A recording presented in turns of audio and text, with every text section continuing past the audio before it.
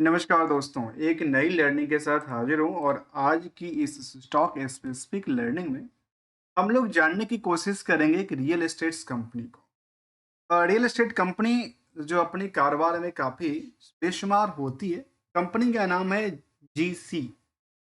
जहाँ तक इनकी वेबसाइट्स पे हम विजिट किए हैं तो कहती है इनके पास कारोबार में क्या-क्या है। कहती है जो जीसी क्लाउड, जीसी इमिरेट्स और ये इन्होंने टावर बना के रखे। इनका क्या है? कहते हैं future makes it's the finished footprint के साथ इन्होंने अपनी हैशटैग टैलेंट पे काम किया है और अच्छी खासी बिल्डिंग का उन्होंने पिक्चर मेंशन किया है। अब एनिमेटेड है या नहीं है मैं ये बात नहीं कह सकता। जहाँ तक कहते हैं कि इनके पास नवी मुंबई के अंदर घनशोलीस में और अदर प्रोजेक्ट इनके पास अच्छी खासी उन्होंने डेवलप किया हुआ नज़र आया है और डेवलप करती हो। अब रियल एस्टेट की कंपनी है तो थोड़ा-सा इनके हम क्या देखेंगे? फाइनेंशियल को समझने की कोशिश करेंगे और क्या कहती है। कंपनी देखा जाए तो कंपनी 1984 में बनी थी। GC ventures limited, the business of the real estate developments and the financial services and the renewable energy. अर्थात इनका 3-4 सोर्स बन सकते हैं। सेगमेंट के वाइज से बेसिक समझूँ तो real estate development, financial services और रिन्यूएबल एनर्जी। आखिर इनमें सबसे ज़्यादा किस सेक्टर से इनके पास पैसे आते हैं और क्या जो मार्केट की नई जगह पे उन्होंने नई प्राइसेस पे उन्होंने अपनी अपने आप को सस्टेन बनाने की कोशिश किया तो क्या सबसे बेटर सेगमेंट क्या कहती है इसको लेकर के उस पे भी थोड़ा सा समझिए। जहाँ तक कंपनी का सवाल है, बुक वैल्यू के अकॉर्डिंग देखें तो बुक वैल्यू के अकॉर्डिंग मार्केट में करीब 400 की करंट प्राइस है जो कि हायर टू हायर 478 तो गया था।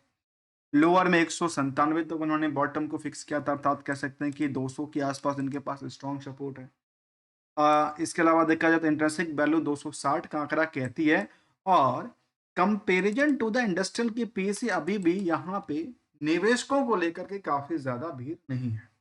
इसको लेकर के निवेशकों को लेकर। जहाँ तक अर्निंग पर शेयर का सवाल है तो 24 रुपए पर शेयर अर्निंग भी करती है और मार्केट में 16x का इनका स्टॉक पीवी कहता है।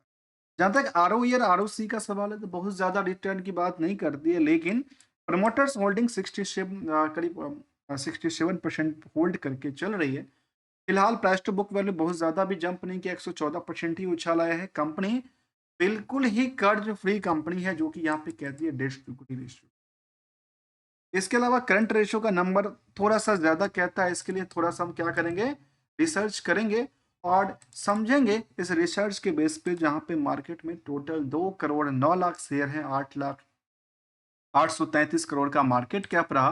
तो रिसर्च करके हम समझेंगे कि आखिर कंपनी को लेकर के रिस्क एनालिसिस क्या कहती है और जहाँ तक डेट सेल्स टू डेटर्स का रेशियोज़ का सवाल है तो करीब 51% की आंकड़ा दर्शाती है लास्ट डेटा के बेस पे।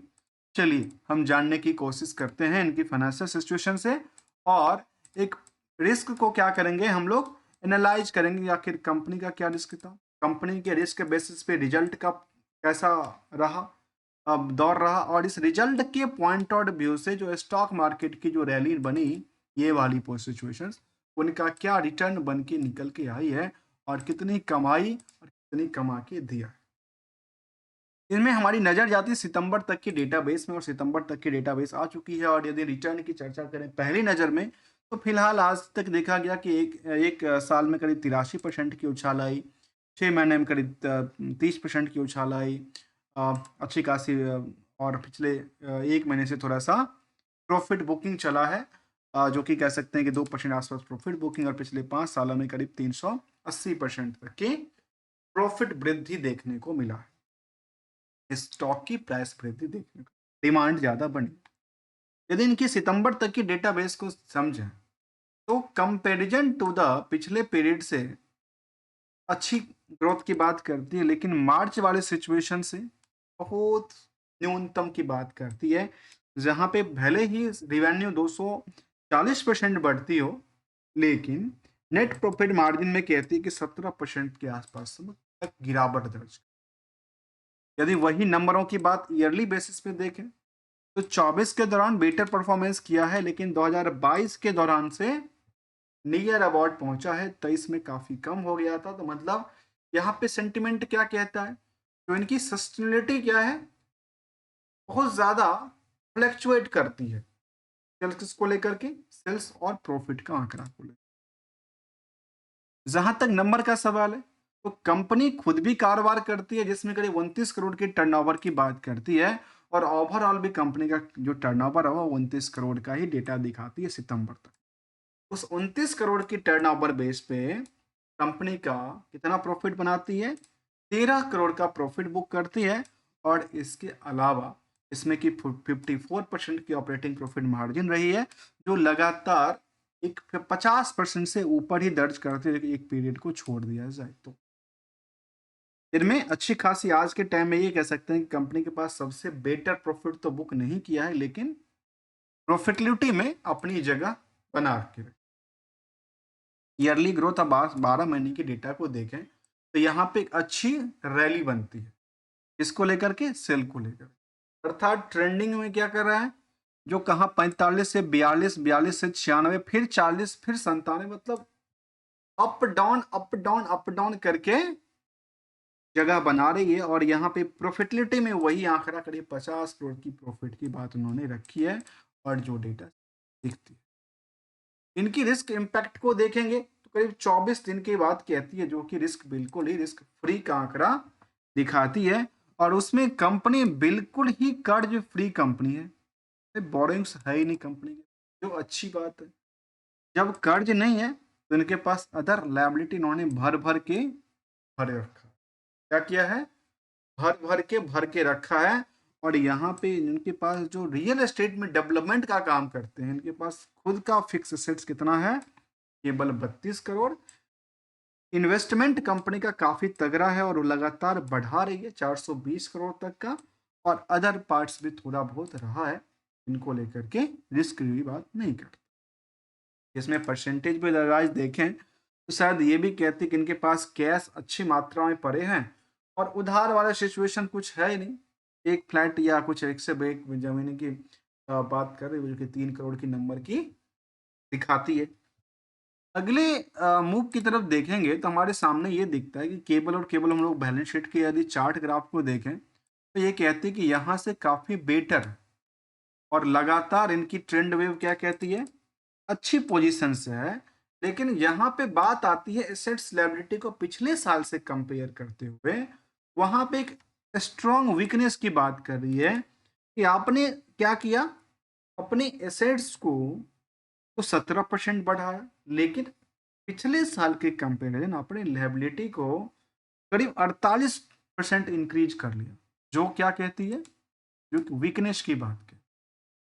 फिलहाल यदि हम पिछले सालों की डेटाबेस को देखें तो सेल्स में लगातार बढ़ोतरी थी, प्रॉफिट लगातार बढ़ी हुई था, स्टॉक प्राइस सीजीआर लगातार चल रही है, और रिटर्न ऑन इक्विटी इनको न्यूनतम सपोर्ट देने के लिए भी रेडी बनी, जो कि नियरली 6% तक की रिटर्न की बात। स्टॉक परफॉर्मेंस और ज्यादा होना चाहिए था comparison with the profitability, comparison with the sales के परसेंटेज वाइज बेसिस को देखते हुए।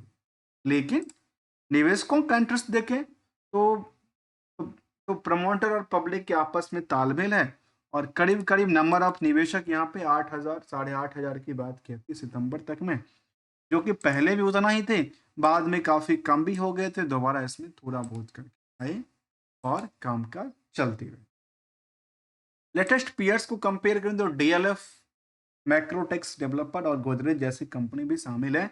उनमें सबसे कम अभी किसी कंपनी के ऊपर निवेशकों का इंटरेस्ट है, इंटरेस्ट क्या बात करूं, भीड़ है, तो भीड़ सबसे कम कहां पे है, जीजी वेंचर्स के ऊपर भीड़ का आंकड़ा कहती है, जो कि कंपैरिजन विद द इसके अकॉर्डिंग यदि 50% नियरली 100% चलना चाहिए इसके अकॉर्डिंग, यहां से यहां पे मानते हैं यहां से 100% चलती है तो कहां पे जाके खत्म होगी, नियरली क्या 800 या 1000 के आसपास पॉसिबिलिटी बनती है यहाँ के लिए।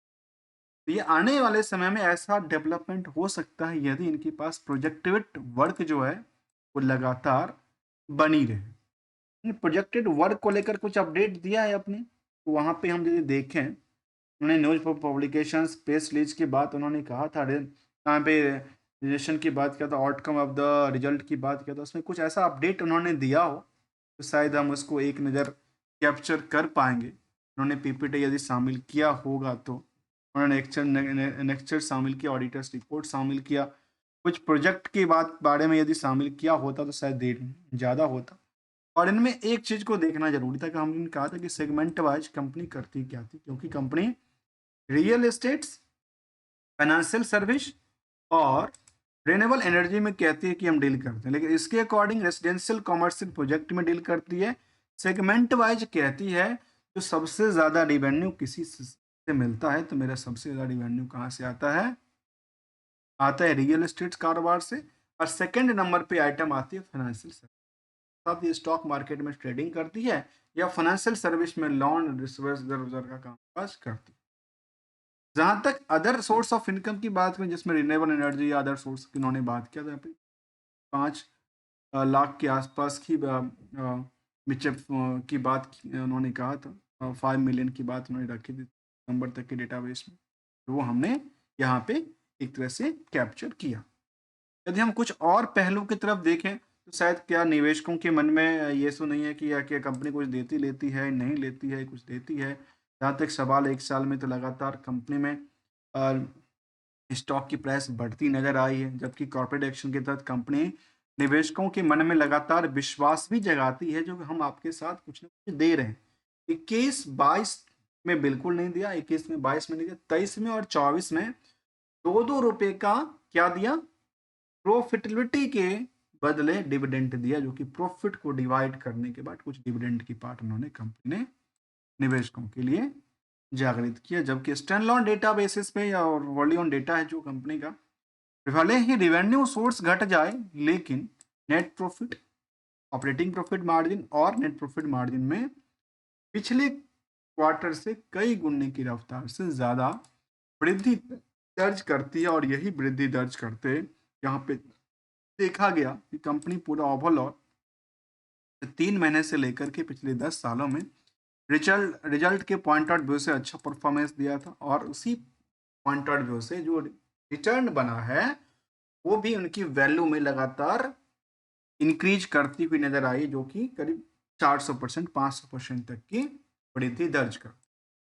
एनालिसिस की पार्ट ये कहती है कि यहाँ पे अच्छी बात थी कि बिल्कुल कंपनी रेट्स फ्री थी, ट्रेडिंग भी काफ़ी महंगे रेटों पे नहीं हो रहा है, निवेशकों का भी इंटरेस्ट काफ़ी कम है, यहाँ पे भीड़ काफ़ी कम है, लोगों का मतलब लोगों तक पहुँच काफ़ी कम रहा है। और इसके अकॉर्डिंग एक सिंगल सी हम लोग गोल्डन रूल को डिस्कस करते हैं, क्योंकि मार्केट में हम लोग देखते हैं कि अक्सर कुछ रेट में हायर पे जाती है फिर सेंटीमेंट नीचे आता है। तो इनके बीच को रास्ता ये होता है कि गोल्डन रूल को हमेशा अप्लाई करते रहना चाहिए।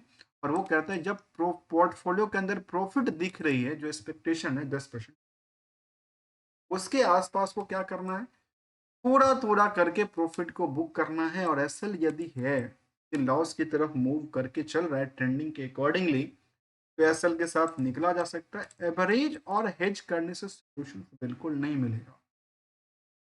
इससे केवल और केवल हम अपने पैसे को या अपने पैसे में लगा करके और नुकसान के सौदा करते हैं। एवरेज 2% तक एवरेज देखा जा सकता है, उससे ज़्यादा करेंगे तो आपकी कॉस्टिंग बढ़ जाती है, फिर आपकी उस कॉस्टिंग पे नहीं आती, क्योंकि ट्रेंडिंग क्या है, डिप की तरह है।